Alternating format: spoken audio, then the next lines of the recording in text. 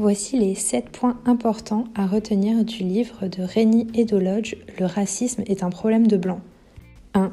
Prendre en compte les faits historiques, l'esclavage, les colonisations, les ségrégations, et savoir aussi qui sont les gens qui ont eu l'habitude de raconter l'histoire est un bon point de départ.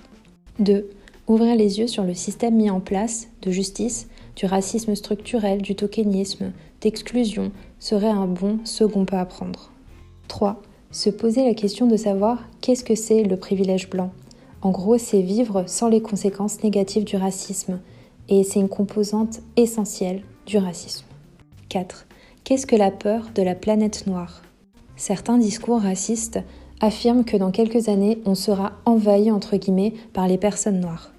Il s'agit d'une peur de la perte. En gros, nous les Blancs, on a toujours été habitués à être le centre du monde, à voir systématiquement notre propre reflet, à avoir nos besoins, nos caprices apaisés. Et que si potentiellement ça ne devait plus être le cas, ce serait la fin des haricots pour nous.